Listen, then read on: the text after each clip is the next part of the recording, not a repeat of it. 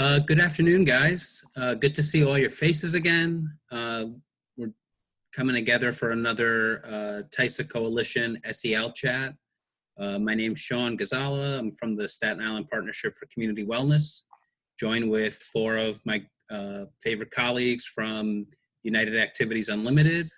These folks work with our teachers, help give them the skills they need to support our children and give them that social and emotional support that they need in everyday life, but like all the more so now, right?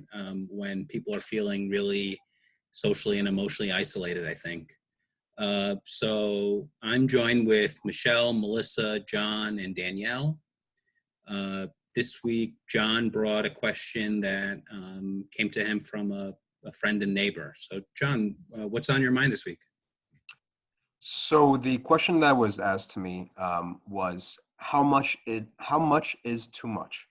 Trying to find the balance between educating your children on their current situation and yet still letting them be carefree kids. Okay, and so, I guess, one of the first things that is important, right, is the age of the child always, right? Because definitely, the younger they are, we want to share age appropriately, right? So, of course, that's always something that we want to consider. But I think what is universal is that, like, we want to be compassionate educators, right? That's what we always tell the teachers that we work with.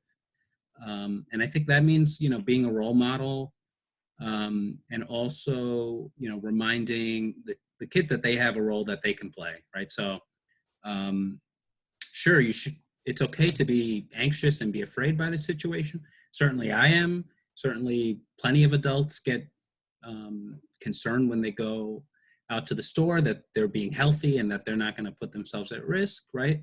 But there are things that we can do to stay healthy, right? I can make sure that I'm getting the recommended sleep that I need daily. I can make sure that I'm eating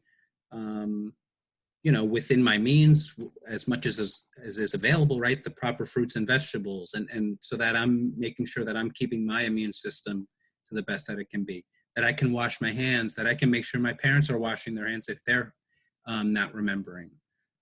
So, those are the things that I think we always want to remind, because they can be the protectors of their parents, right? And that's something I think that you can go from being afraid to feeling empowered in the role. But Michele, what do you think? I like that you left that on feeling empowered in the role, because I was thinking that, like, in terms of kids kind of gaining control, feeling empowered. I know this is something that we had spoke about a little bit the last time that we all met, but like, if they're younger, like cleaning their toys, like having the kids have time to take ownership in what they can do, when living through COVID-19. So I think that is something that, you could make it fun. Parents probably need a break. The kids probably maybe even need a break from school. So that can be a time where they kind of like take ownership and, take care of something themselves in the house. What do you think, Melissa? I was actually reflecting on the conversation we had, just thinking about, like, my daughter, she's 6 years old, but the conversation with the mask came up. Well, Mommy, am I going to have to wear a mask when I go outside? And so I decided to be proactive with that, and kind of, when I ordered a mask for myself and a little mask for her, for when that time presents itself, she'll still, she may have to go out with a mask.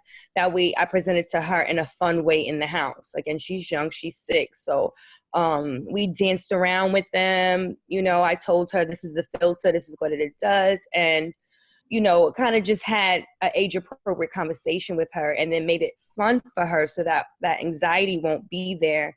And I even allowed her to wear it around the house, so that way she gets a little comfortable wearing it. So just kind of getting ahead of these little things and being patient with ourselves, that it's going to be okay. And that, in our conversations with our children, we stay grounded, we stay honest, but we stay age appropriate, and we just, we love on them as much as we can, and know that we're going to get through this together. And I'm going to send it back over to Danielle. So it's COVID, make it fashion. So that was something that people have been saying just to like lighten the mood, because that's also taking ownership with the mask situation, how to make it your own and kind of, you know, not be embarrassed by it in a way also. So I think that's a fun idea, and I'm happy that you were able to get that mask and kind of match with Rosie. Because I, believe it or not, regardless of the circumstances, like that kind of, you know, kind of makes it fun in a way. I don't know. So I think that's a good idea. But it's also keeping in mind that regardless, like every family is going to be going through this differently. I know that children on the spectrum are going to be hit a lot harder just because the processing of this is difficult. I know, you know, as John mentioned, like germophobia, that's huge. And I work with the family where a child, you know, something he struggles with is germs and processing, you know, the boundaries with germs as well. So this is going to make it a lot more difficult for him because, you know, he was scared to, you know, deal with things in the city because it was a different type of environment. And now like he can't even leave his home. So it's just once I'm able to work with him again, how am I going to work with him through these processing issues? How am I going to break it down for him in a way that he understands that he has control over it again? Because that's something that he really struggles with. So, you know, this is an adverse childhood experience in and of itself. And that's something that Malissa and I have been diving a lot deeper in terms of, you know, professional development. So having that background also in mind is important because with children, like, you want to shield them from as much as you can to protect them. But I think with the uncertainty of everything going on in the world, there's like, how much can you really hide from them? I think it's just that reality that I know as much as you're going to know, and we're going through it the same exact way. We're processing it the best way that we possibly can. And that we're just going to try our best to get through it. And it depends on the child's needs and the parents' needs, because each household's going to be different. Every resource that they have is going to be different. So those are different components to keep in mind for sure. What do you think, guys? Yeah, I mean, you know, I think compassion and grief, you know, grief, there's so much, there's so many needs that I think we don't even have the full picture for yet of what our children are going to be needing, what adults are going to be needing as far as supports are in the future. But, you know, I'm reminded of a Mark Twain quote that really drives home empathy for me. He says, nothing that grieves us can be called little. By the eternal laws of proportion, a child's loss of a doll and a king's loss of a crown are events of the same size, right? You know, this is, the crown is the center of the king's world and the doll is the center of the baby's world, right? And to lose that is huge to them, no matter how, you know, silly it may look to us, right? So it really just reminds me of like really respecting where people are coming from and hearing them, you know, and sharing with them, and you know, let's trust that the people in our lives can deal with that anxiety if they know that we're there to support them, right? So that we can put a little bit of a burden on their shoulders if we're sharing that burden together, right? So John, I hope that helped. I hope you have some stuff you could share back with your neighbor. Yeah, definitely. You know, and I wanted to add some input into this question as well. This question Please. has kind of two questions within it. One question about finding about how much is too much. Well, from what I know, too much. What is too overwhelming for a child? I think what's too much is when the worry and concern starts to impact normal daily activities that the child shouldn't have anxiety over. Like a child shouldn't have anxiety over playing with their own toys. A child shouldn't have anxiety with interacting with a household pet. You know, a child shouldn't have anxiety whether they clean their hands before they interact with their caregivers, with their parents or guardians.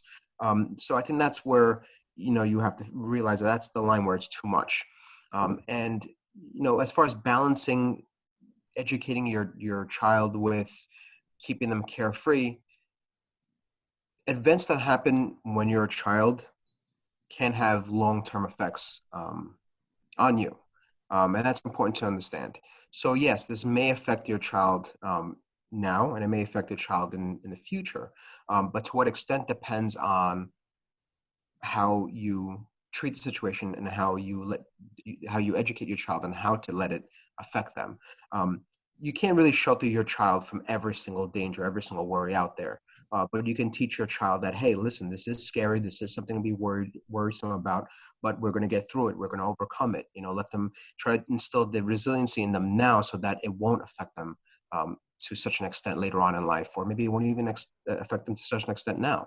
One of the things that comes to mind is teaching them how to challenge these negative thoughts, these irrational negative thoughts. Now, again, what's rational and irrational and what's, aversive is really subjective to the person or to the people that go through it. For instance, with this situation, this can be scary, going to a grocery store and having to wear a mask and gloves for some people. Whereas to some people that have been through World War II and have been through famine and have not had enough food to eat, this isn't such a big deal. So one of the things I want to make sure that people understand is to teach their children that, even though this is difficult for them, this is something we're going to overcome, just like every other generation before us has overcome, just like, things that you as the guardian or as the parent have overcome yourself. And teaching them that it is still important for them to, again, challenge those negative thoughts and say, hey, you know what? Is this really that big of a deal? Should I wash my hands before I play with my toys? Because I just washed my hands a few minutes ago. Or do I need to wash my hands to open up the drawer? Because my hands are clean. I didn't go outside yet. Whereas maybe if you need to wash your hands after you touched the outside door, or maybe after you touched your shoes, or maybe after you went outside and opened up the car door, that's a little bit different. So always challenging these, irrational negative thoughts and validating their feelings and making sure they understand what's the more appropriate way to act at that moment. Yeah, I think that's great. Well, good. Did anybody have any last thoughts they wanted to add? No, I think that was really great. Thank you. Yeah. Yeah. So we're going to plug a couple resources in the comments below. Please, feel free to follow us at TYSA Network. We're on Instagram and Facebook and Twitter. We'll be doing more of these chats as time goes on. And we're going to also ask that if you view this and you have a question or a concern that you'd like some folks to discuss for you and help suss out some answers, that you'll put them in the comments below, because we want to be here to support you guys. So thanks again for tuning in, and stay safe.